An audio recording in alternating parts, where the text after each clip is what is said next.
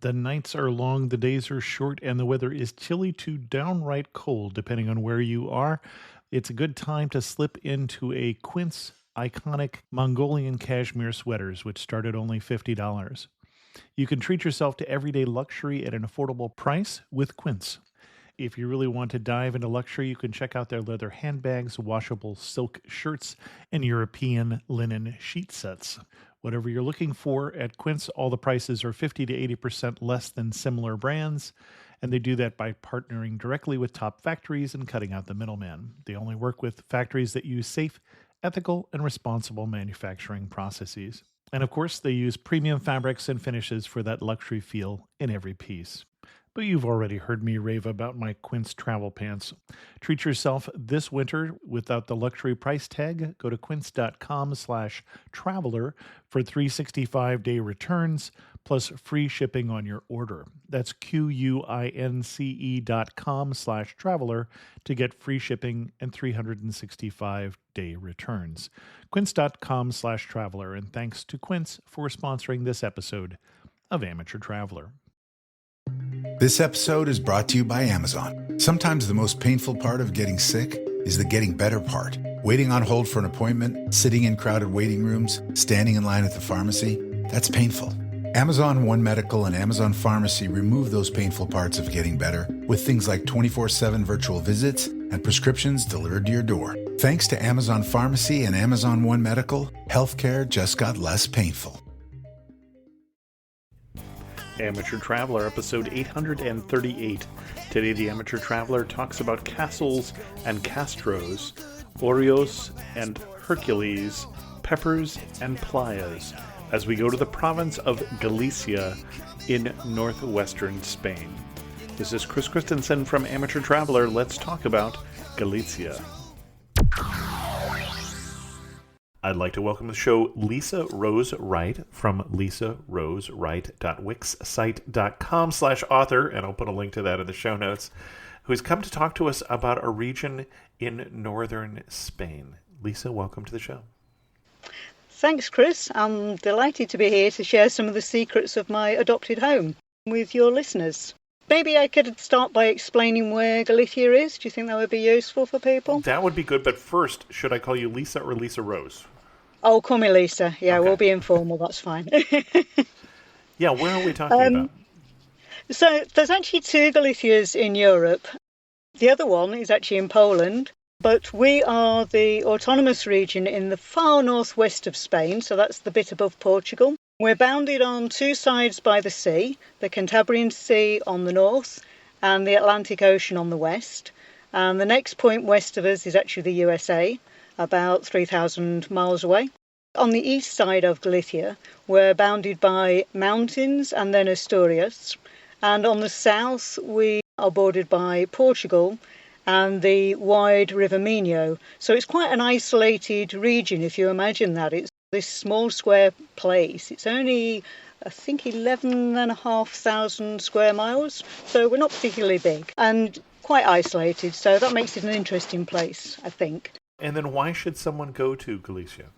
So Galicia is, I would say, variety in miniature. It's a compact package for the traveller. If I can just do a little quote, because there's a Galician author who actually said it a lot better than me, Galician poet Vicente Risco. He summed Galicia up, and it's my paraphrasing, so apologies for that. You say Galicia is very small. I say to you, Galicia is a world. You can travel in a short time from north to south and from east to west. You can return time and again, but you won't be able to cover it all. And every time you return, you will discover something new. Galicia may be small in size, but in depth, in individuality, it is as big as you wish. Excellent. Do you have any of your own words you want to add on to your author's quote there? Yeah, you can see so much in Galicia in really quite a small space of time. We've got so much history. We've got a weight of history going back 4,000 years to the early Stone Age. The Celts, the Romans, the Visigoths, even the Vikings visited Galicia, and many of their structures actually still remain. We've got Roman walls, we've got Celtic hill forts, we've got Stone Age burial chambers. And if you're a city person, we have very easily accessible cities. Our largest city is only 300,000 people, and the historic centres are all small enough to explore on foot in a day. If you're interested in tradition and culture, Galicia's got more fairs and festivals than anywhere else I know. Year-round there's something to do and visit. We've got gastronomic festivals, Roman reconstructions and Celtic music festivals. We have 4 World Heritage Sites and 6 natural parks. Am I going on too long here, Chris? No, that's good. That's good. Excellent. You live in Galicia. I do. I've lived in Galicia for 15 years, yeah. We should talk about pronunciation first. You're pronouncing it with a Castilian pronunciation, so you're saying Galicia and I'm saying Galicia, and I may not be able to change my pronunciation. The answer to either. And in fact, in Galician, it's Galicia with a Z. Oh, so interesting. That's okay. Again. Yeah. And what brought you to Galicia? That's an interesting question, really. The first time we entered Galicia, we actually came over a very high road bridge from Asturias, carrying very large rucksacks while we were walking the Camino del Norte, the north coast route of the Camino de Santiago. Mm-hmm. It was blowing a gale as we walked over that bridge, and it was really quite terrifying. But as soon as we stepped onto Galician soil, we felt like we were home. There was just this pull that had got nothing to do with the howling wind that was blowing me over. And we'd been looking for a while to move away from England. We're both English, myself and my husband. And Galicia just felt right somehow. We ended up visiting houses on that occasion instead of finishing the Camino. And we never looked back, basically. We eventually found a house 4 years later, and that was that. It sounds quite fanciful, I suppose, but I actually know a lot of people here who came for a holiday and ended up staying. So your listeners need to be aware of that, I think, if they come on a holiday. It has this pull, does Galicia. Excellent. And you have hinted at it a couple times here. You mentioned the largest city in Galicia, and you didn't say the name of it, but people have probably already heard of it. Actually, Santiago de Compostela isn't the largest city in Galicia, if that's I'm the one sorry. you're thinking of. No, it's actually quite small, is Santiago, in population terms. So it's just the best-known city in Galicia. The best known by a long way, yes, it is, yeah. The largest city is actually Vigo, which is a port city further south. Oh, okay. On the coast. But yes, none of our cities are very big. I don't know the population of Santiago, but I think it's less than 100,000 people. Okay. It's really quite small. Excellent. If someone's going to Galicia, what kind of itinerary are you going to recommend for them? So what I've done here, I've done a circular tour of Galicia. Now, I'll mention here about getting to Galicia because I think that's probably a good place to do it. You could visit most of the larger towns by public transport. You'll miss many of the more beautiful and less well-known areas that way because, unfortunately, we just don't have excellent transport links to the rural areas. Okay. So what I've done is I've devised an 8-day circular self-drive tour, which can be started anywhere, obviously, because it's circular. Although I'm going to start it in the port city of A Coruña on the northern west side of Galicia, because A Coruña is the second most populous city after Vigo, and it's one of my favourite cities. So to get to Galicia, if you're coming from the US or many other places, you'll probably have to fly into Madrid. And then from there you can either hire a car at Madrid Airport. The drive along the A6 motorway is actually fairly picturesque, and it's only 4 hours to Lugo, which is one of the Roman cities on my itinerary. You could alternatively fly into A Coruña Airport, which is an hour flight from Madrid, and hire a car there. Or you could get the new AVE high-speed train link, which is about 2.5 hours, to the city of Orense, and start the tour from there. So there's sort of 3 ways to get to Galicia from Madrid. Okay. If you're coming from Europe, then you may be able to fly into A Coruña or into Santiago airports. Certainly from Britain you can. Excellent. So you're starting us in A Coruña. I'm starting from A Coruña, yes. Yeah, again, that's got many names in many languages, so don't worry about it. The Brits used to just call it Coruña. It's called La Coruña or A Coruña, depending on which language you want to go for, but really it makes very little difference. Anyway, A Coruña is, like I said, the second most populous city in Galicia with just under 250,000 people, so not very big. It's situated on a northwest facing peninsula which bulges out into the Atlantic Ocean and creates a sheltered harbour on the east side.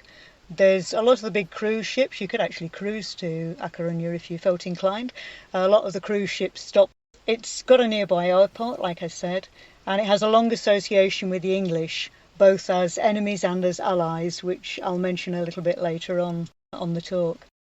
The main city of A Coruña is sprawled onto the mainland of Galicia, but luckily for us, the sites that are of most interest to the tourists are found on the Borbas headland.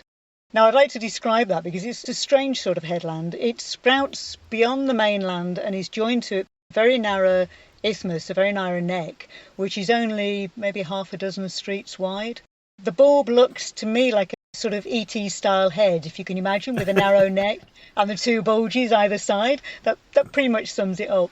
The right-hand bulge is home to A Coruña's Old Town, which has lots of little narrow alleyways and bars and cafes and restaurants. There's also two sandy beaches on the headland. And on the northern left-hand side of the headland, it's home to a sculpture park and the iconic Tower of Hercules, or the Torre de Hercules. This is the only working example of a Roman lighthouse still in existence, and is therefore the oldest active lighthouse in the world. It's a UNESCO World Heritage Site, which was built in the 1st century of our era. Now, nothing actually remains of the original outer facade of the building, and it was covered in new stonework back in 1788, I believe.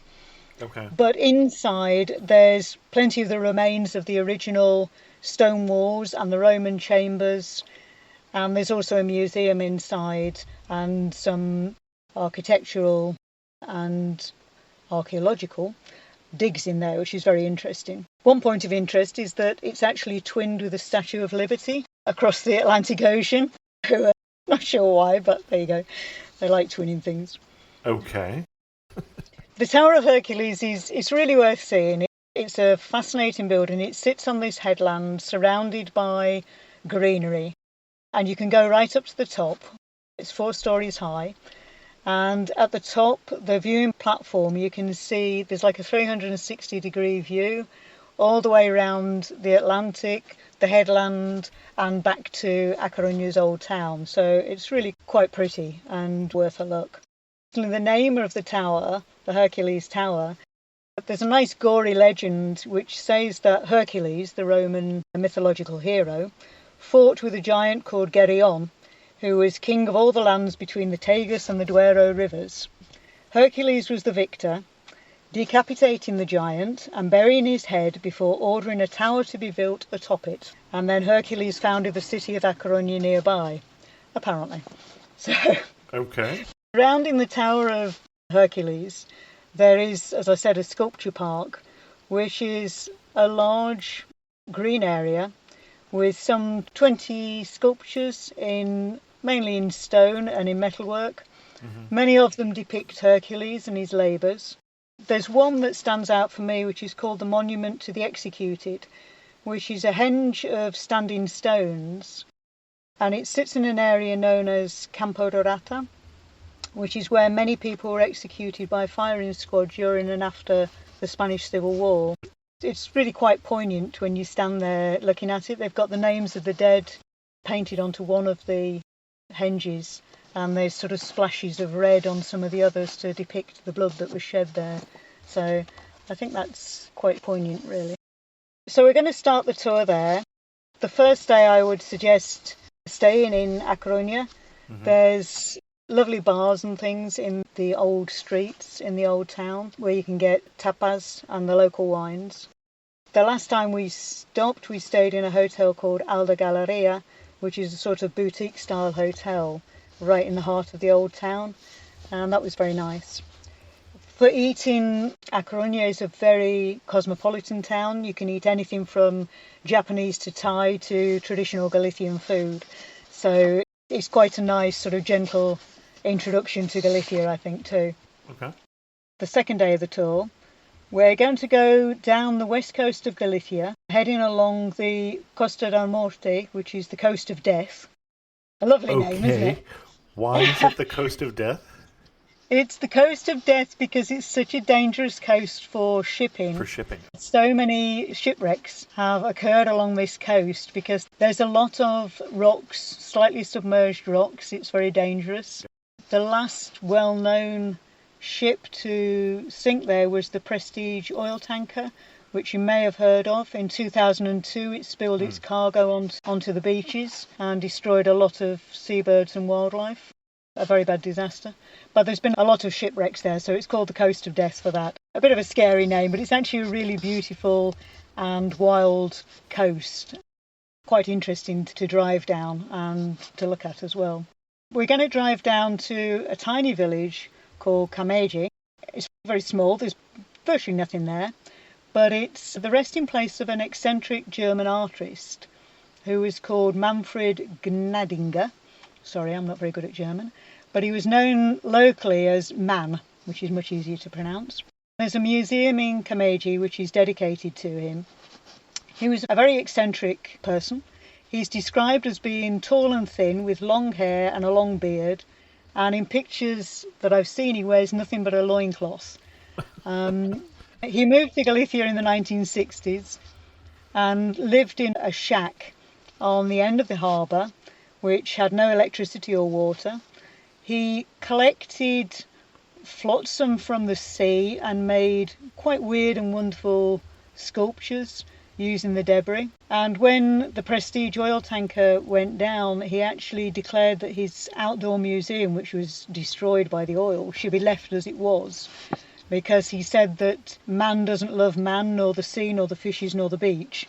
And he wanted that left, which they have, and it's still sitting there covered in oil, which is again quite poignant. But the museum is really interesting. There's thousands and thousands of his notebooks in there. He just wrote so many notebooks, and he opened his own museum to the public for a while and asked people to write down their thoughts, so they're all displayed there as well. It makes a nice little stop and quite an interesting place to go. Somewhere that I don't think he's mentioned in very many guidebooks. Most of the places we're going to be going to in this tour are not places that are mentioned so much in the guidebooks. So I'm not going to Santiago de Compostela because that's mentioned a lot. And yes, it's a lovely place, but there's many more places that I want to introduce people to that just aren't in those guidebooks. So I'm hopefully going to do that. Now, the Coast of Death does sound really quite horrible, doesn't it? But there's some lovely beaches along there. They're really beautiful. There's an interesting walk called the Camino dos Faros, the Lighthouse Way, which actually goes some 200 kilometres, what's that, about 120 miles, all the way from A Coruña down to Finisterre. And you can do sections of that. If someone's got time, it's really well worth doing a day section, because it takes in a lighthouse, unsurprisingly, on each section of the route. And it goes along cliffs and along beaches, and it's really quite stunning. We did a 14-kilometre, 9-mile walk from Cameji to Lashi, which is a small seaside town, in a day, less than a day, a long morning. And it was very pretty, really worthwhile walking along both the headland and beaches, so that's quite nice. Ah, bon chien. Bonjour, je suis Theo, a tour leader with Explore, and this is Punti. He's helping us find truffles under the trees next to this beautiful vineyard. Maybe for tomorrow's cooking class? We call it Semillon heure. Parfait. Semillon o'clock. Not everyone gets to enjoy a Bordeaux sunset this way, but you will if you explore. No, Punti.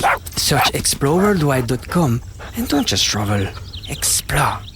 From Cameji, we're going to keep heading down the west coast to Murcia, which is, you may have heard of, I think it was mentioned in one of your podcasts. It's one of the waypoints on the triangular extension to the Camino de Santiago, the Murcia Finisterre Way. I think was it Linda that walked the Camino de Santiago? And I think she went to Murcia. Murcia. and on to Finisterre, yeah. Okay.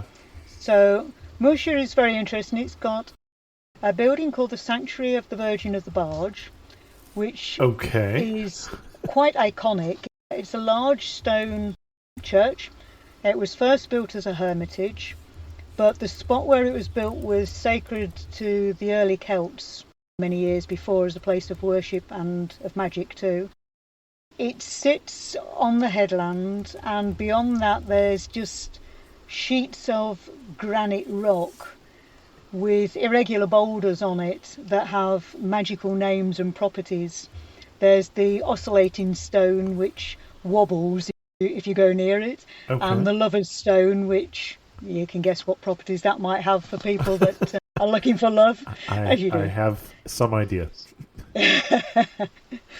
And apparently the Virgin Mary was actually said to have arrived on this coast in a stone barge to give inspiration and comfort to St. James of Santiago, who was struggling to convert the pagans of Galicia, and the large erratic boulders are said to be the remains of the Virgin's boat.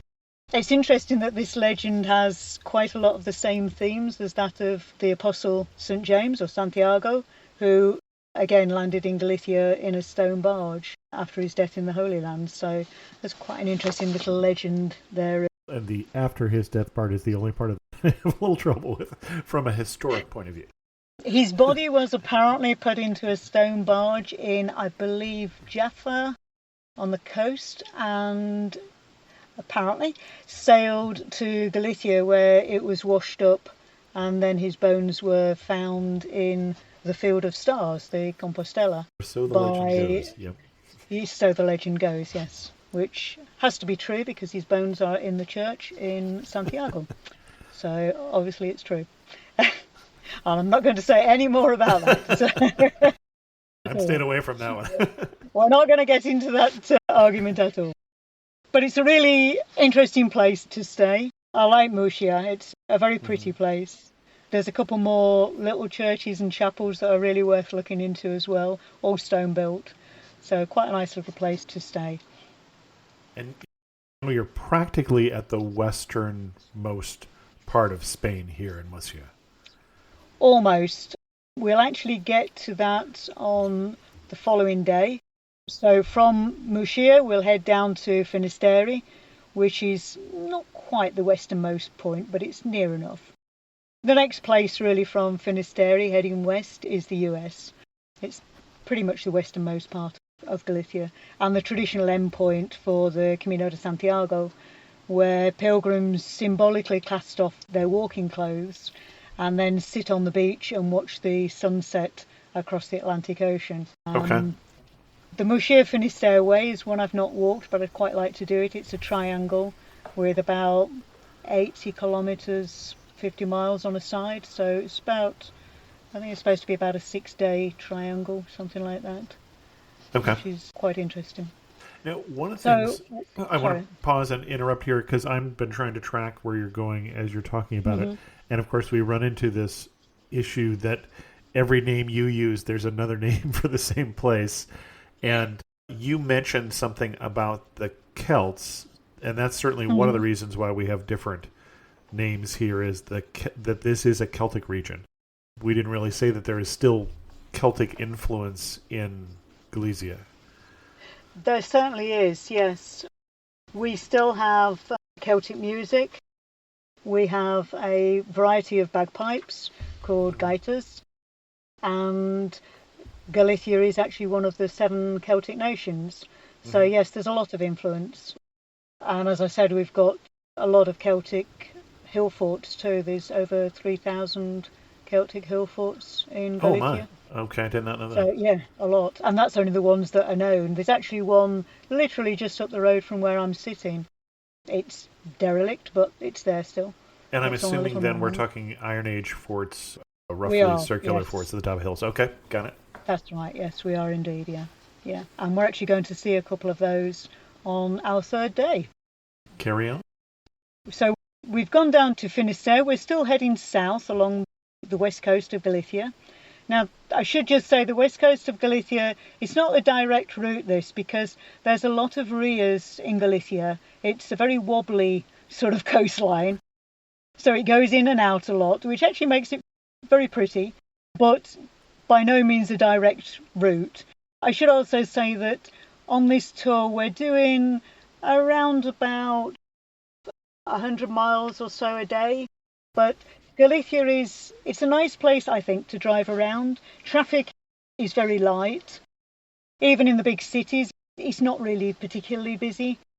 We drive on the correct side of the road if you're coming from the US. Some of the roads are quite narrow and we do have quite a lot of potholes. But other than that, it can be really quite pretty, and it's worth stopping when you can, just to have a look and enjoy the views, really. You could do each day in less than a couple of hours if you just drove it straight, but what's the point in that, really? We want to see something and we want to enjoy what we're seeing. This day 3 is only about 50 miles, but there's a lot to see and it's very windy in and out of the rias, so it's a gentle drive, if you like, with lots of stops. Mm-hmm. So from Finisterre, the end of the world, we head off downhill again, and we're going to stop at the Fervenza do Ezero, which is a waterfall. It's the only waterfall in Spain which flows directly into the sea. There's only, I think, a handful of them in Europe altogether. Mm-hmm. It's not particularly high, the waterfall, but it is quite spectacular as it crashes down into the sea. So it makes a nice little stop, and there's some cafes there, and quite often there's a little street market there too. So that's worth a stop and having a look round. From there, we're going to head down to a place called Carnota, which has the longest beach in Galicia. We're getting a lot of longest, highest, greatest things today, I'll warn you already. I don't know why, but there's a lot of these just on this little bit of coast. So the longest beach in Galicia is about 6 miles long, 11 kilometres, and it's beautiful golden sand. We last went in July and had the beach almost to ourselves, other than a few people that had parked up near to where the cars were. Once we got down the other end of the beach, there was nobody. So it was just absolutely gorgeous. It's nice flat sand. There's rock pools at each end of the beach, so it's quite beautiful, really. Carnota is also home to one of the longest oreos, or grain stores, in Galicia. Okay. Now, these are traditional stone-built buildings where the maize, the grain, was stored. If you can imagine a sort of mushroom, a large stone mushroom, and then they sit on top of that, and it's to stop the rats or other pests getting in and destroying the corn. So they're usually stone built with either wooden or stone slatted sides. The ones at the coast tend to be stone sided, the ones in the interior wooden. And this one is 115 feet long, so it's quite a long grain store, really. It goes off like a sort of perspective drawing, really, when you stand next to it. And it's so long and thin. It was what surprises me. It's very long and thin, yes. It's only about a metre wide, but it's a metre 3 feet wide, but 115 feet long, yeah. So you'll see a lot of these around Galicia. They're quite interesting buildings, and still used, actually, in places too. I'd like to mention a lunch stop here. I'm not going to mention many, because places do change, but there's a really nice traditional Galician restaurant in Carnota called Casa Fandinho. And I'll just mention here as well that for eating in Galicia, one of the things I would suggest is to try a menu of the day, which is usually available at lunchtime. And it's a set menu, costs between 12 up to maybe 18 euros some places, but it will always include at least 2 courses, often 3. It will include bread, water, and usually wine, and sometimes, especially in the interior, coffee is included as well. So you usually get a really good meal that'll pretty much set you up for the rest of the day. And the best places to go for this are somewhere on the road where you see a lot of trucks parked outside, because those truck drivers know where to go for lunch, and they're usually the best spots. And the Casa Fandinho has a very short menu. There's only about 6 to 8 items on the menu, and you combine them as you want for starter and main course. But the last time we went, we had, I think, the best ribs I've ever had anywhere. It's just somewhere that I really, really like. Okay, so while I'm talking about food, I'd just like to also mention another thing that people should do while they're here, which is to visit one of the many street markets that are here. Each town has at least one, usually 2 or more street markets a month. And these street markets, as well as selling food, clothing, pots, pans, whatever, they always have at least 1 or 2 stalls selling pulpo, which is the Galician octopus, which is one of the iconic Galician dishes, really, and I think everybody should try. Unless you're vegetarian, obviously, then ignore me entirely and don't try it. But in Galicia, it's cooked in a very traditional manner in big, well, huge actually, pots over a fire. It's boiled and then it's cut up onto a wooden platter with olive oil, salt and spicy paprika, and it's eaten with cocktail sticks and with lots of the Galician spongy bread to dip up all that lovely olive oil juice. And really the only way to try it is at one of the street markets, preferably at a long wooden bench where you have to prop your platter up with a bit of bread because it all tilts to one side and it all dribbles out the end. It's all very authentic. It's certainly the way to eat it. It's beautiful like that. And the street markets are the place to go. And if you don't want to actually buy a portion of pulpo but want to try it, if you hang around one of the stalls and look longingly, they'll almost invariably offer you a piece to try. So it's worth doing that at least. Okay, so I'm going to continue southward again along the west coast, and we're going to be going now around some of the rias, heading down towards the bottom of Galicia. The Ria of Muros and Noia is a really pretty drive. You go inland and around and back and then back and around again. There is a lot of smuggling on the west coast. Some people say there still is. But you can imagine with these little rias, lots of inlets, lots of little coves to hide. Sure. It was the perfect place for smuggling things in. So there's quite a history of smuggling. And actually the Vikings also surprisingly, came up the rias to ransack what was then the capital of Galicia. That's a place that is now called Padron, was called Iria Flavia, I think. Probably terribly pronounced, but that's the Roman name. That used to be the capital of Galicia, and it was one of the reasons that the capital was moved to Santiago de Compostela, because Santiago, unlike most capitals, doesn't have a river, doesn't have any access by water, and so was considered much safer for the gold and the jewels that the church had, and so a much safer place to store these. There's actually a Viking festival on I think it's the first Sunday in August, at a place called Catoira, which is on this coast. That's the sort of reenactment festival and really worth going to see. They not only dress up as Vikings and Celts and have battles, they also have two genuine Viking longships, which the Galicians actually went to Norway to find out how to build them and brought them back. And on the day of the festival, they're sailed down the Ria towards the sea, and they have a sort of mock battle at the entrance to the Ria, which is quite interesting, and it's an interesting visit, an interesting festival if you come in August. So we're continuing to head south, and we're going to go next to one of the Celtic hill forts called Castro da Baronia, which is a castro is the Spanish name for a hill fort or fortified settlement. And this one is just beyond the port town of Porto do Son. And for me, it's one of the most jaw-dropping of the fortified settlements at all, because it juts out into the Atlantic Ocean on a low mound.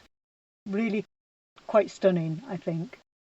And you can still see the roundhouses. The first time we ever went, there was only a little wooden sign that said sort of Castro this way, and that was it. They do actually have an interpretation centre now, so there's a little bit more there. but it still sits very isolated on that coast. I think with the Castro de Baronia, you can feel the weight of all those thousands of years of history. And I can still imagine the inhabitants on that very isolated mound living their lives, really. A little further on from the Castro, there's an even older structure, which is a dolmen, or a Stone Age burial chamber, which is literally just a small, sort of cleverly balanced stone table sitting on top of 3 more large stones. But it sits in a parkland of trees, isolated, 4,000 years old, and it's just sitting there, just waiting for people to come and have a look at it. So again, I find it quite astonishing, really, the amount of history that we have here, really, just sitting waiting to be discovered, if you like. From there, we're going to head down to one of the natural parks of Galicia, which are the sand dunes of Corrubedo, which is on the tip of the peninsula. It's supposedly the largest mobile sand dune in the northwest, and there's a legendary city called Valverde, which is supposedly buried beneath the sand dunes. I don't know about that, I've never dug for it, but they're worth going to see. It's just another of the natural wonders that we've got in Galicia that are just quite interesting, really. Okay. And we're going to end our third day just around the corner from there at a small town called Pobra de Caraminhal. There's a highly recommended Casa Rural there called Entre os Rios, between our rivers. Our fourth day, we're heading down along the Rio de Rausa and inland to the Roman city of Orense, taking in hot peppers and hot pools on the way. Okay.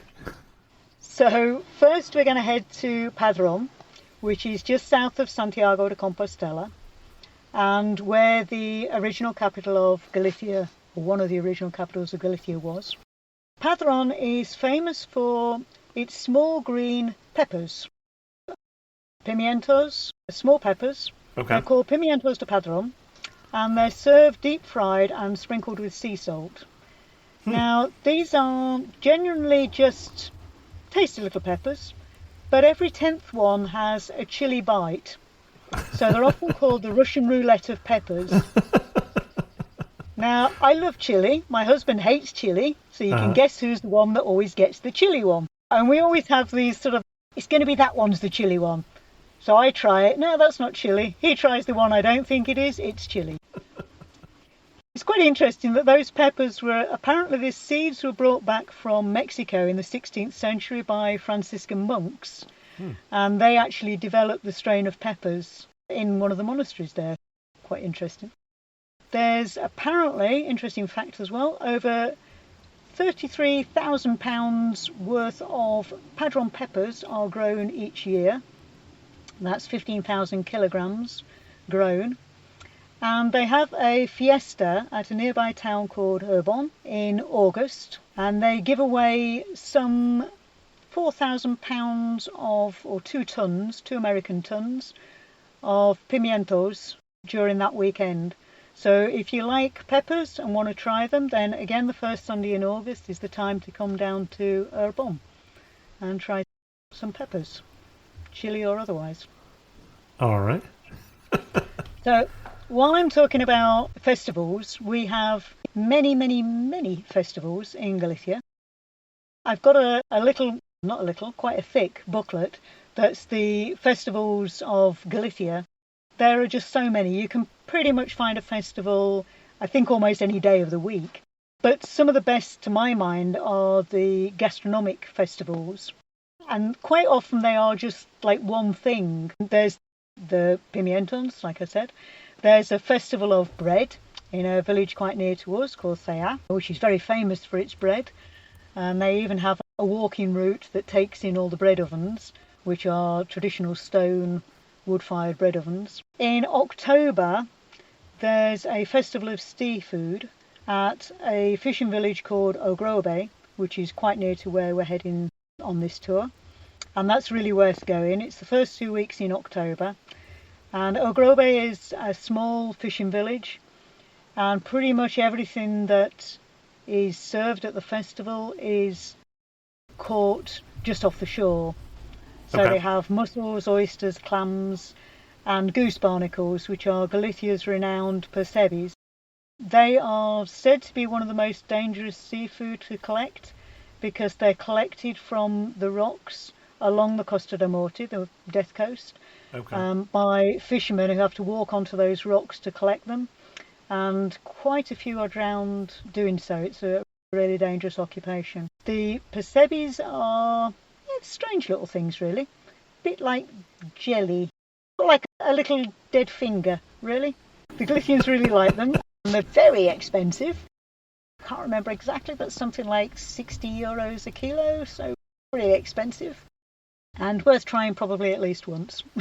Possibly only once, but at least once. I'm just not sure that the international food, wine, and travel writers would use the term dead fingers for those. It's got to be something a little more. You have to see one. Google it after and have a look. That is exactly what it looked like, I tell you. That's what it looks like. From there, we're going to head down. This depends on how long people have. I'm only doing an 8-day tour. If people have got longer, then there's so many places to stop on the way. Right. There's the small city of Pontevedra, which is the capital of the province of its name. There's 4 provinces in Galicia, and we're visiting all 4 of the provincial capitals on this tour. Pontevedra is, I think, possibly the smallest of the capitals. It's got a very compact old town with wide stone plazas and arched porticos going along, so it's a very pretty old town. And in September it has a medieval fair, which again is one of these costume dressing up things where they have medieval markets, and it's very interesting to visit in that setting particularly. And it also has the ruins of Santo Domingo, which is a 14th century convent, which actually sit right in the middle of the city, very incongruous, just sit there in the middle of the city. But you can go in and have a look round. They're ruined, but there's some old tombs and things that you can look at. Now, if someone has a spare day, I would really, really recommend a day trip to the Sias and Ons Island Natural Park. These are a group of islands off the coast, pretty unspoilt. They've got white sand beaches that wouldn't look out of place in the tropics, although the sea's considerably colder. And there's natural walking routes around the islands. Really, really, really pretty. They're not open all year round. Booking is essential, and at certain times of year you do need a ticket to actually land on the island. So if you are booking, you do need to make sure that whoever you're booking through has actually got you the tickets to land. The last time we booked, I had an argument with the company because they said we didn't need them and I said we did, and they found out we did, and good job I checked because we wouldn't have been able to land, so it's worth checking. But they are really beautiful. I'm assuming this is something we're going to do certain times of year, which begs the whole question of, for this itinerary that you're giving us, what's the best time of year to do it? Oh, that's difficult. Like I say, there's so many things to see. The tourist season in Galicia is sort of July, August time. That is it. That's when Galicians go on holiday. Okay. That's when they're going to be on the west coast at the beaches. That's when it's going to be busiest. So I would actually avoid that season if you could, personally. The shoulder seasons, September, even into October, and May, June are really beautiful. We can have some lovely weather at that time of year. We can have some terrible weather at any time of year because it's Galicia and it's green and it can be wet. But quite often September, October or May, June are really beautiful months here. So they're the months that I would suggest, I think. And there's some good festivals in those times as well. Like I say, there's the Ogrobe Festival is in the beginning of October. Okay. The Medieval Festival in Pontevedra is in September. And there's a couple of festivals in June that are really worth going to as well. So I would say those sort of times if you could. Okay. But to be fair, even if you come at the busiest time, this is not the Costa del Sol. This is not somewhere where there are millions of tourists loitering about. It's just not that sort of place. Tourists you're likely to get are going to be Galician tourists, or maybe tourists from Madrid, where it's far too hot in the summer, or from the north coast, where they come over to the west coast in summer. There's not a huge, huge amount of tourism, which I've never really understood because it's such a amazing place. I've never really got it. That's life. Anyway, maybe after this podcast we'll get lots of tourists. And then I'll say, darn, I wish we hadn't done that. But anyway. So from the coast, we're now going to head inland to the Roman city of Orense, which is the capital of the province of that name. Mm-hmm. It's the third biggest city in Galicia. It's got about 100,000 inhabitants. But Orense very rarely gets into the guidebooks. It's the only landlocked province in Galicia. Okay. But it's on the Rio Minho, which is the big river that actually forms the border with Portugal and flows out into the Atlantic Ocean. Got it. And Orense is known as the City of Water, and it's also the Galicia's thermal capital. It has thermal pools and more than 3 million litres of thermal water, which run from the various sources every day, every single day. 3 million litres of water. So that water's heated up underground and is then forced to the surface. There are pools all the way along the River Minho in Orense, and there's a couple of thermal pools actually in the old city centre itself, an area called As Bogas, where there's a pool which is actually free to go into. It's a stone-lined pool, and you can sit in there in water, beautifully warm. It's about 100 Fahrenheit, 40 degrees centigrade, so lovely. Okay. And like bath water, really nice and warm. And it was actually first settled in the Roman era, or first settled as a thermal tourism spot in the Roman era. Okay. A Roman camp was actually settled. The Romans really liked their hot pools. They liked thermal waters. So they settled a camp near to the Minho River, and that gave rise to the area called As Bogas now. There's a large fountain there that was built, I think, in the 1800s, and the water that comes out of that is actually at 140 degrees Fahrenheit, so something like 60 degrees centigrade, really hot. And it's said that if you're able to pray a whole Our Father with your hand under the water, that you will be blessed. I think you'll probably be blessed with a burnt hand, but you will apparently be blessed. And that is the heat of the water as it's actually pushed out of the ground. There's places in the Minho River where you can actually walk into the river and burn your feet because it's so hot, which is quite astonishing, really. Orense it's got a lot of things going for it, I think. It's got the thermals, it's got the river, you can walk around the river. It's a nice 8-mile walk around the river, nice and level. It's got bridges, it's got an old town, very nice old town. So we're going to stop there, we're going to stay here overnight and have a lazy day on day 5, just really looking around Orense, and it's only going to be a very short drive on this following day. Orense has plenty of places to stay, lots of hotels.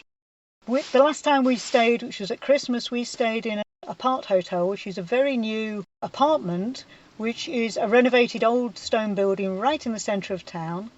Was, I think, the nicest apartment I've ever stayed in. It's called Morar Apartments, Morar, and it was just absolutely stunning. They've kept the building true to itself, so they've got the stone hallway, the original windows, but with double glazing in. They've done everything to keep it as it was, and I think there's a lot of our own old stone buildings in Galicia that are becoming run down, and it's such a shame. And I think it's lovely to see something being done with some of them and them being renovated, and hopefully if tourists come and stay in them, then more will be renovated, because they're just falling down, and it's a crying shame, really. It is. Anyway, that's me. I love architecture, and I love old architecture, and You're preaching to the choir here. Yeah, sorry. Shut me up, shut my mouth. So on day 5 we're going to have a nice lazy day exploring the city of Orense. It's got some great shopping streets, which we haven't mentioned shopping yet, but there's plenty of shopping streets. It's got a main square with lots of nice little cafes that you can sit and just enjoy the main square. It's got cathedrals and tiny alleyways with loads and loads of lovely coffee shops. The Liceo is a theatre building, a historic theatre building, where you can get a cup of coffee as well as going to the theatre. And it's in an old stone building with friezes inside. really worth architecturally having a look at. Just go and sit and have a coffee in there. It's beautiful. And there's a small road train that runs from the main square in the centre of the old town. And I think it's around €1 fare, and it crosses over the Minho River, over the Roman bridge, and heads up to the thermal pools which are lined along the Rio Minho. And it's a lovely little, very bouncy route. As you cross the Minho, you can see the other 10 bridges, I think it is, that span the Minho, the river. They vary completely from the modern Millennium Bridge, which was built at the turn of this century, which is all white tubular steel with wavy lines, and you can actually walk up and over that. I'm waving my arms around. That doesn't help at all, does it? Never mind. a stunningly modern bridge. It is, yes. To the clean lines of the stone-built Ponte Nova, the new bridge, which was built in the 1800s, so not that new really. And all the bridges are completely different, so it's quite a nice little ride. And when you get to the other end, make sure you've got your swimming costume and your towel. And there's a series of, I think, about 8 pools along the river. Other than one which is paid, which is a private one, all the others are free to use at the moment. And all you need is you have to have your swimming costume, and you're not allowed to wear, obviously, outdoor clothes or shoes in the pools. So they're all just chest height. You can sit in lovely hot water, and it's great if it's a cool day to just sit there and watch the steam rising and look out at the river and at the trees. It's set in a parkland, so it's really very pretty.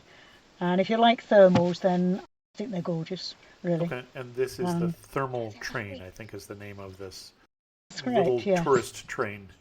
That's right, it's a little tourist train, yeah, that's right. And I should say that the water's mineralised, and it's supposed to be very good for lots of different conditions, as these are, but I just like it because it's relaxing, really, you know. And did I mention it's free? Yeah, it's free. Oh, okay. Can't understand. So back in the city centre, one of our favourite restaurants is called Maria Andrea, and that's in a historical building, which is interesting in itself, and it's got a very interesting history, which there's a little notice on the wall that you can read all about it. So that's quite a nice stop.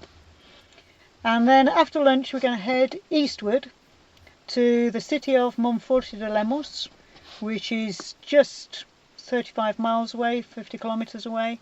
And that sits in the centre of a flat plain encircled by hills. The roads running across the plain are arrow straight. They're like Roman roads, and they all head towards Monforte, passing through a patchwork of green fields and little villages. And in the very, very centre of this plain, you've got a tall, narrow hill that looks like a wizard's hat. So if you can imagine, the brim is the flat plain with the mountains around. And then in the middle, there's this very tall, very narrow mound, which is the old town of Monforte de Lemos. And on the very top of that is a 17th century Benedictine monastery, which has been turned into a parador, which are the Spanish government-owned luxury hotels. Yeah. And that's where I would actually suggest staying the night. They're not always as expensive as you would expect. There's quite often special deals on. They quite often do special deals with dinner and breakfast included. And anyway, what the heck? Spoil yourselves, because it is a setting that is incomparable, really. You've got views all the way around. Paradors. Sorry? I'm a big fan of the Spanish paradors. They are amazing. They're always historic buildings. Right. And as I say, quite often they're situated just amazingly. And this one is, I just said it, it's beautiful. You've got views all the way around from the top. Monforte itself has a history going back to pre-Roman times as a Celtic village. The Castro was probably around where the Parador is now, so it was probably on the top of that mound. But it was destroyed in the 8th century by the invading Moors, who did actually get up to Galicia, although some people say they didn't. But they never bothered to settle Galicia because it was just too cold for them. So they just took the money and ran. They didn't bother with us, really. But the name Monforte, which is the fortified mount, was first mentioned in a document in about 1190 by Alfonso IX. And in 1456, the land was given to the Counts of Lemos in perpetuity, so that's why it's now Monforte de Lemos. Got it. The hill itself, as I said, is the old town, the old medieval town, which actually hugs that hillside going all the way up. It spirals around it. And you can see the remains of the old city walls and the last remaining archway into the old town. And the houses going up there, some of them are derelict, some are not, but they're all stone, and some are so tiny. I'm only 5'2", and I can actually not get under the doorways of some of them. I actually hit my head on the first floor balconies. So they're just like Some these really of us tiny... are used to that, but I bet you're not. No, I'm not at all, no. I fit under Galician doorways quite well usually, but even me. Yeah, and actually Monforte also has a medieval fair in, I think it's April, which again is mainly in the old town, and that really makes it come alive with all the stalls and the medieval dress and the eagles and people doing birds of prey and whatever. So that's worth looking at if you get over in, I think it's April, I'm almost sure it's April. Yep, it is indeed. It is. Ah, good, you've checked, well done. At the bottom of the old town, the new town is not particularly pretty. Most of Galician newer towns, I have to say, aren't pretty. They tend to be 60s built apartment blocks. But at the base there is a lovely park called Parque dos Condes, the Count's Park.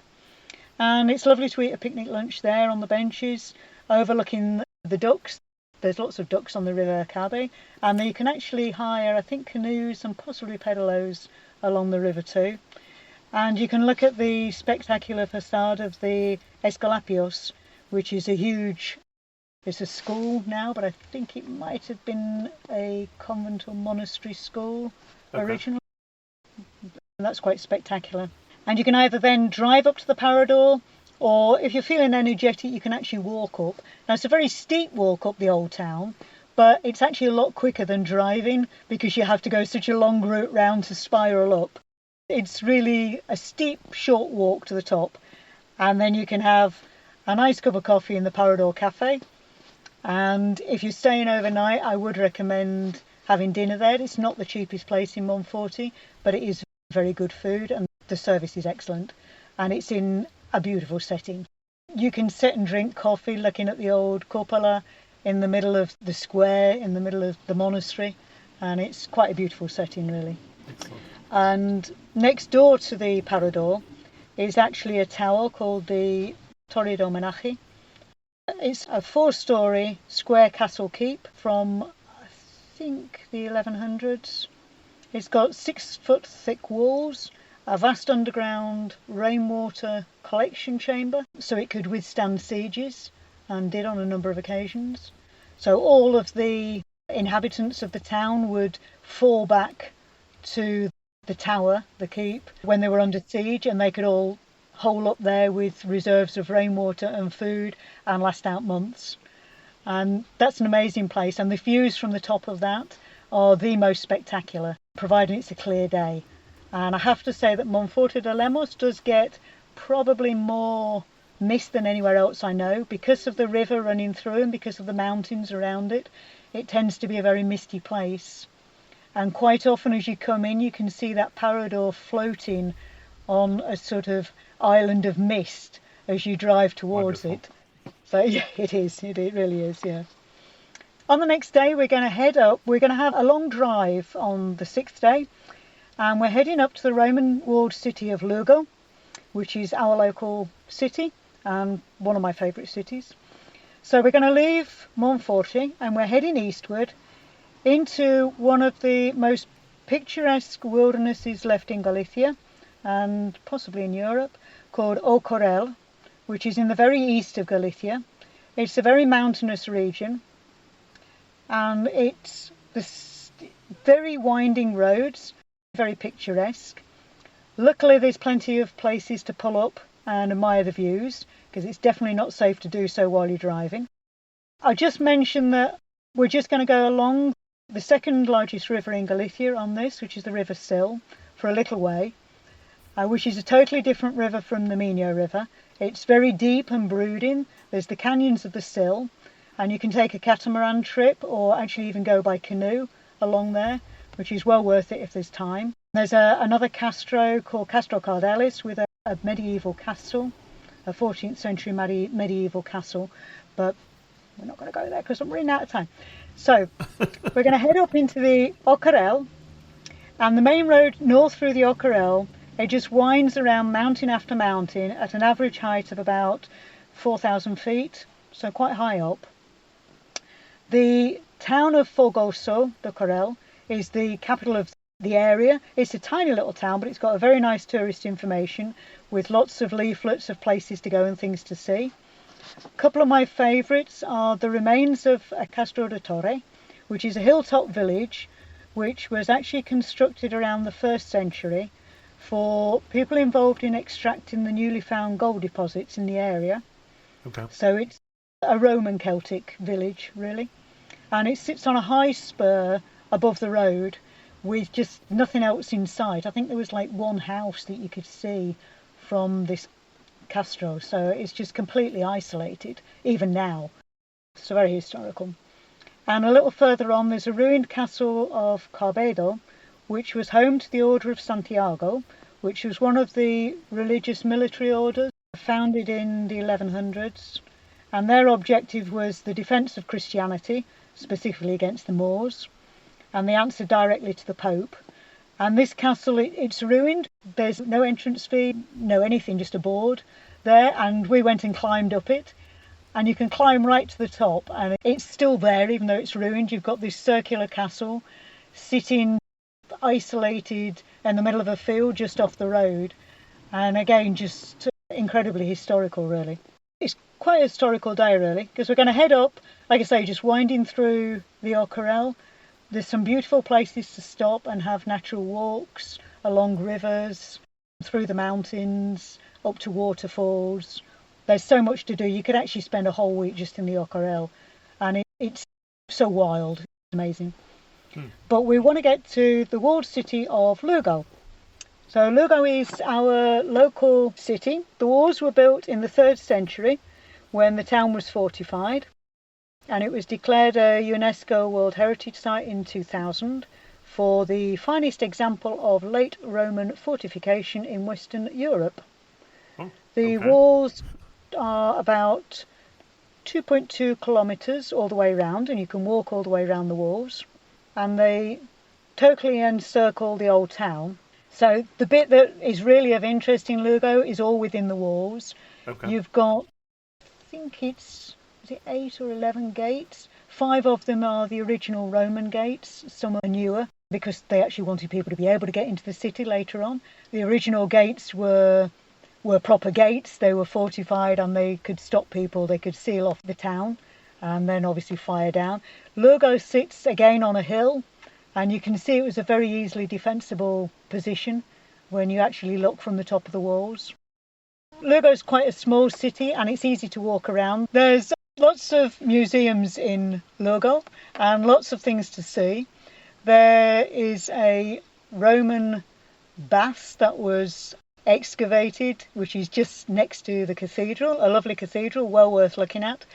Not as gold-filled as Santiago, but for me personally, I think it's actually more beautiful. Okay. Architecturally, I think it's more beautiful because I like the stonework rather than the gold. That's just my point of view, but it's worth having a look at. And under the streets of Lugo, they say every time they dig, they find Roman remains. You just can't dig anywhere without finding something. And one of my favourite museums is called El Domus, and it was discovered during excavation works. They found an old Roman manor house which had been destroyed when they built the walls, but there's still some of the decorated walls inside intact, together with a temple to Mithras, which is one of the Roman Persian gods. And there's a very good information video which you can put into English, and it's got lots of Roman finds in there. It's a lovely little museum, and there's some amazing shops in the old town as well. You really mustn't miss the cork and string shop. I don't know what it's actually called, but everybody calls it the cork and string shop because it sells corks and string, and that's all it sells. It sells corks of any size you want, and string of any size you want, from rope down to tiny little bits of string. And it's the most amazing little shop, just tucked in underneath the walls. And it's been there forever. And there's a lot of those little sort of shops in Lugo that you can just find places like that. And the other thing that I need to say about Lugo is it's one of the best places for tapitas, which are like a small tapas. Okay. So instead of ordering a tapas, which is a bit bigger, you usually get a free tapitas with every drink that you order. Sometimes in Lugo you even get two, one from the kitchen and one from the cold plate, which they circulate around. That's a lovely way of trying various delicacies. And you can walk around the area around the Plaza de Campo. Is lovely for bars, little alleyways. You can just pop in bars and try the tapitas. It's a really nice evening to spend doing that. So from Lugo, the next day we're going to head up to the north coast, which is completely different from the west coast of Galicia. I'm doing a circle around not all of Galicia because I can't quite get it all into 8 days, but I'm trying to cover all the different aspects, the different sort of interesting places that I can. On the way up, we're going to stop. I would stop for lunch at Parriada, which is a grill, in a place called Mira, the Parriada au Pozo, which is an excellent place for a menu del dia, menu of the day lunch. I think it's around €13. Very good food. And on the way up, we're also going to stop at Villadonga, which is another Iron Age Castro site with a museum and an information office. And this one was actually discovered by a couple of people ploughing the fields, and they dug up a gold torque, a necklace, and a few other things. And then when they started to dig, they found, I think it's actually the largest Castro in Galicia, and they've only excavated something like half of it so far, and it's huge. And it just sits on quite a low mound, but this area is called the Terrachar, which is a very flat area. Although it's high up, it's flat. So it's like a sort of plain. And it sits there, it's very wild, pretty windswept, and another really interesting Castro to stop at. And a little bit further up, there's a town called Apontenova, which has a series of huge lime kilns. These were circular towers which were used to process iron ore for steel export to Britain and Germany.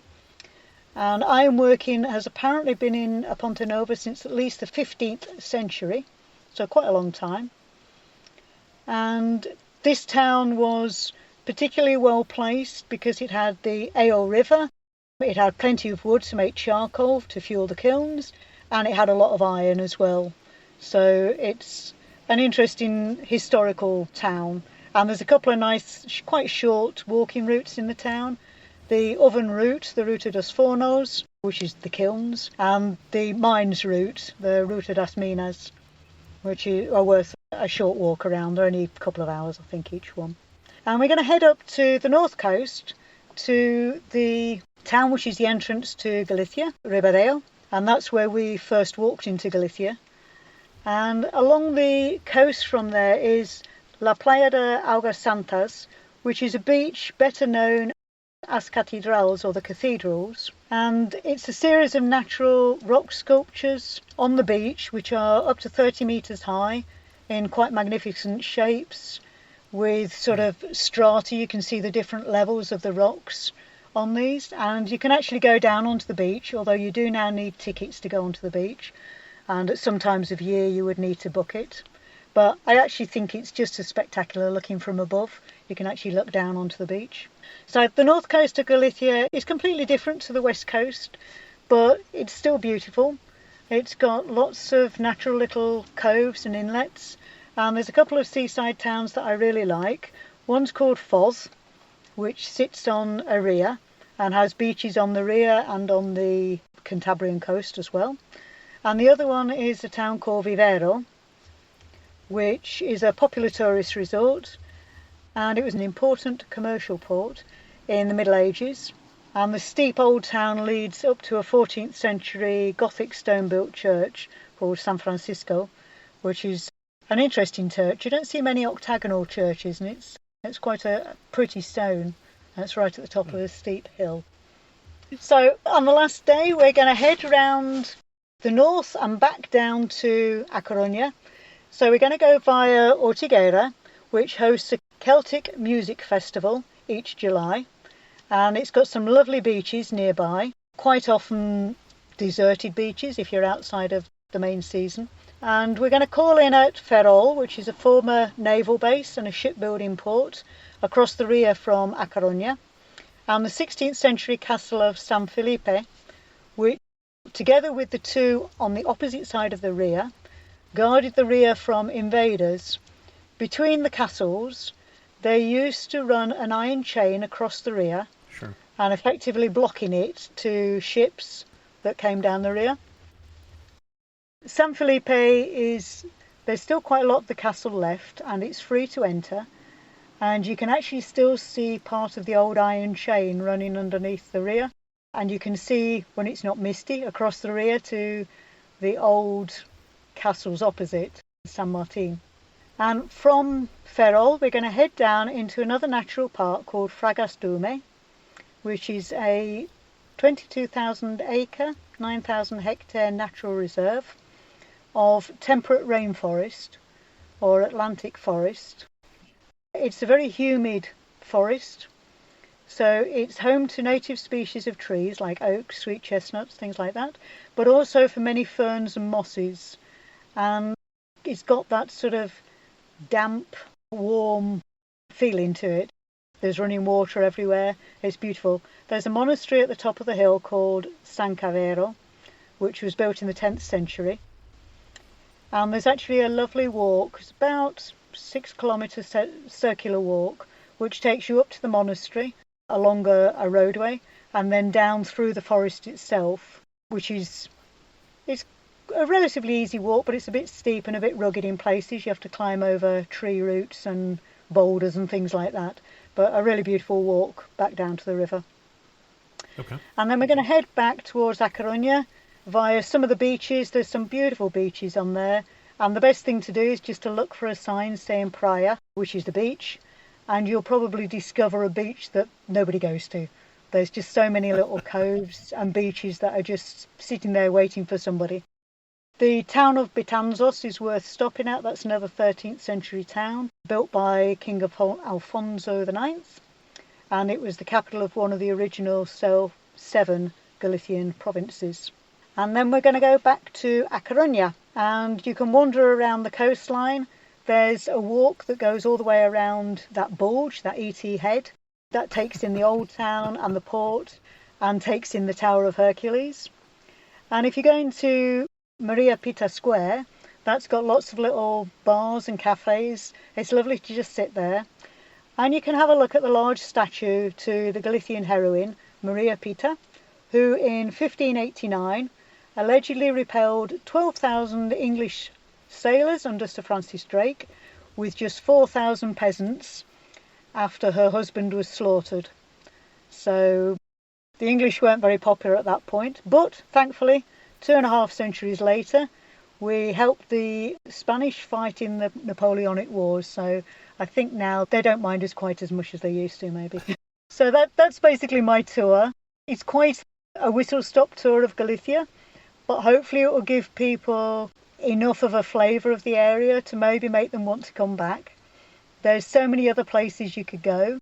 The area where I live is called the Ribeira Sacra, which is the sacred riverside, because of the number of Romanesque churches along the river. And you could easily spend a week just in that area itself, and I've not even really covered very much of that. So it's a beautiful place, and I could talk all day, and I probably have. So I think I'll stop. Little longer episode than we usually do. Yes, but sorry, I have I didn't want to You stop can you. I cut could this out. picture myself doing this trip, so I was loving every minute of it. Let's You can short wrap bits it out, up, Chris. though. You are standing in the prettiest spot in Galicia. Where are you standing, and what are you looking at? We spoke earlier about one of the Castros, Right. the Castro da Baronia. And there's so many beautiful spots in Galicia, but I do love the ocean, so this is mine. So close your eyes and imagine you walking through a quiet woodland. It's pine trees, thick pine trees. You can smell the pine trees, and it's very quiet. There's nobody about. And then suddenly the vista opens up, and there's the Atlantic Ocean in front of you. And To one side, there's a dune-backed sandy beach with golden yellow rock roses and tufts of sea campion blowing in the wind. But directly in front of you, there's an undulating sheet of granite rock which leads to a rocky mound littered with circular stone structures.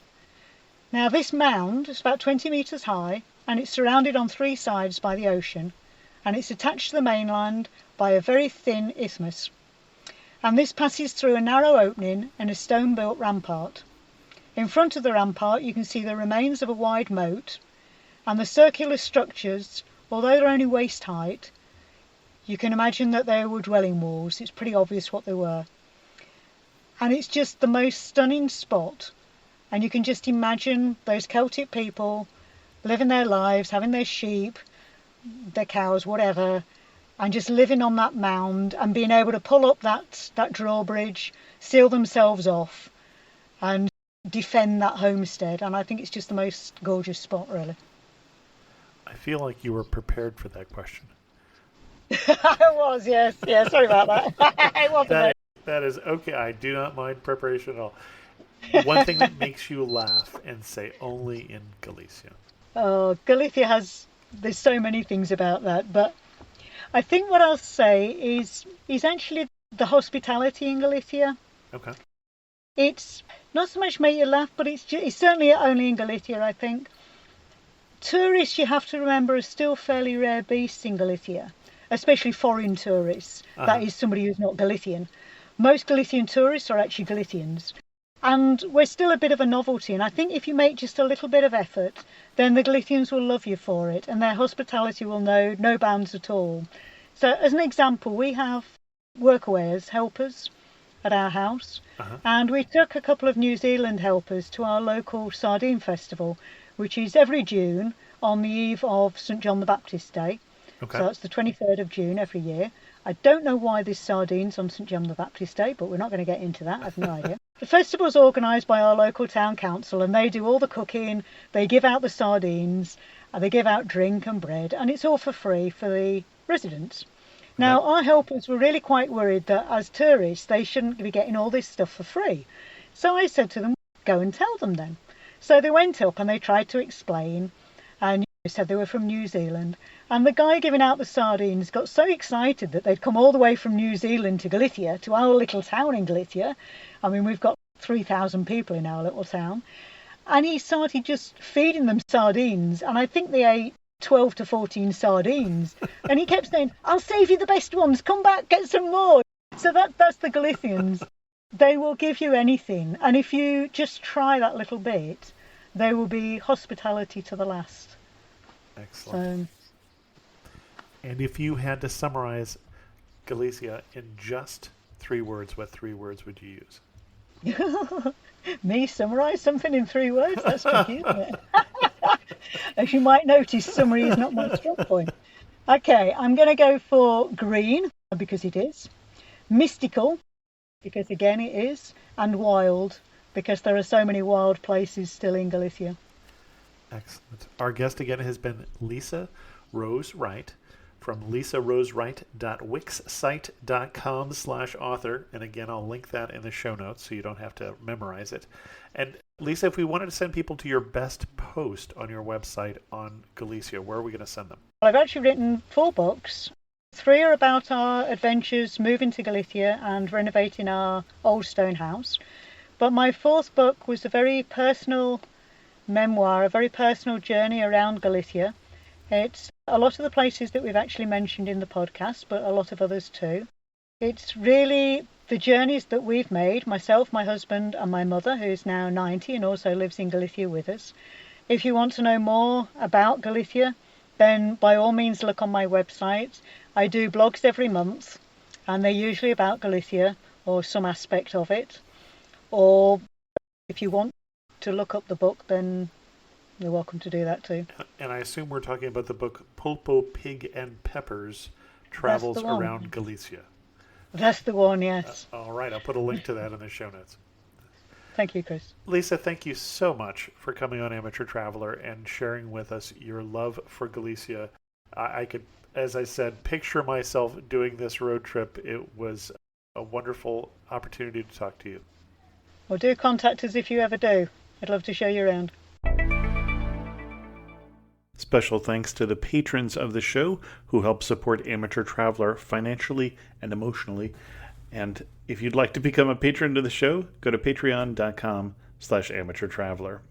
I do have some feedback to put in an episode of the show, but this one's getting a little long. Remember, we do have trips planned for 2022 and 2023 to Japan and to Morocco. And if you're interested in learning more, go to amateurtraveler.com/trips. But with that, we're going to end this episode of Amateur Traveler. If you have any questions, send an email to host@amateurtraveler.com, or better yet, leave a comment on this episode at amateurtraveler.com. And thanks so much for listening.